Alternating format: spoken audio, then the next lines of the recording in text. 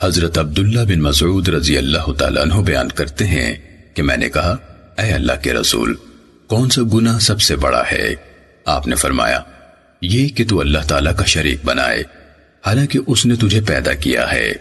میں نے کہا، پھر کون سا؟ آپ نے فرمایا، یہ کہ تو اپنے بچے کو اس لیے قتل کر دے کہ وہ تیرے ساتھ کھائے گا۔ میں نے عرض کیا، پھر کون سا؟ آپ نے فرمایا، یہ کہ تو اپنے پڑوسی کی بیوی سے زنا کرے۔ سنن نسائی حدیث نمبر 4018۔ حضرت عبداللہ بن مسعود رضی اللہ تعالیٰ عنہ بیان کرتے ہیں کہ میں نے کہا، اے اللہ کے رسول، کون سا گناہ سب سے بڑا ہے؟ آپ نے فرمایا، کہ اللہ تعالیٰ کا شریک بنائے حالانکہ اس نے تجھے پیدا کیا ہے۔ میں نے کہا، پھر کون سا؟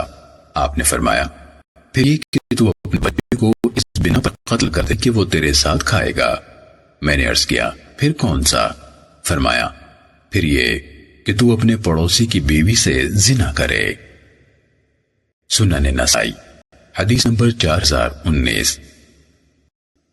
حضرت عبداللہ بن مسعود رضی اللہ تعالیٰ عنہ سے منقول ہے کہ رسول اللہ صلی اللہ علیہ وسلم نے فرمایا، قسم اس ذات کی جس کے سوا کوئی معبود نہیں، کسی مسلمان آدمی کا جو گواہی دیتا ہو کہ اللہ تعالیٰ کے سوا کوئی معبود نہیں اور میں اللہ تعالیٰ کا رسول ہوں، خون بہانا جائز نہیں سوائے 3 آدمیوں کے، ایک وہ جو اسلام چھوڑ کر کافر بن جائے اور مسلمانوں کی جماعت چھوڑ جائے، اور دوسرا وہ جو شادی شدہ ہو کر زنا کرے، اور تیسرا وہ جو کی جان کو ناحق قتل کرے۔